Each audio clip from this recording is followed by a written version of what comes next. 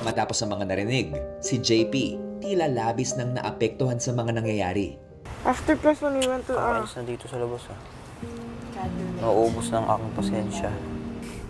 Sobrang talaga po, sobra na po yung mga tao po dito, kuya. Yung mga challenger po, kuya. Hindi na yung ugali po nila, kuya. Iba. Para sa akin, hindi na po fair talaga yun eh. Mali na talaga yung ganun na po nila eh. Sa totoong buhay ba, mayroon kang karanasan na nagdulot din sa'yo ng ganitong emosyon?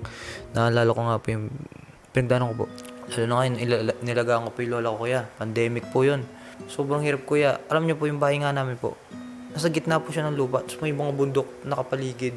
Sobrang hirap doon, kuya. Nandun lang kami sa isang bahay. Tapos yung bahay na yun, konting hangin lang po doon, kuya. Kahit hangin lang, walang ulan, brown out po. Pag natulog po ako, mainit, ang daming lamok. Sakto na din po yung pagkain namin, kuya. Mga noodles lang, tsaka mga kanin, noodles kanin. Tapos isa pa yung lola ko, may sakit po. Andun lang po siya sa kwarto eh. Andun lang po siya, kaya alam mo yun, naka-stress yun. Naririnig niyo yung sigaw niya. Kasi nasigaw po siya sa sakit, kuya eh. Yung parang, aray, parang ganun. Tapos naiyak siya. Wala nga po kaming pang hospital. Biro nyo, ang init nun, may sakit pa siya, may cancer, tapos may sugat siya dito. Sa ganun ko po tagal na nabuhay, dun lang po talaga yung pinakamalungkot talaga po na parte ng buhay ko po, kuya. Sobrang lungkot na ang hirap.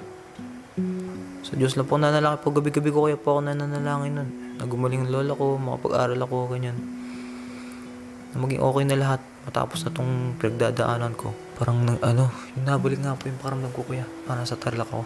JP, Kuya, mas naunawaan kita dahil sa kwento mo.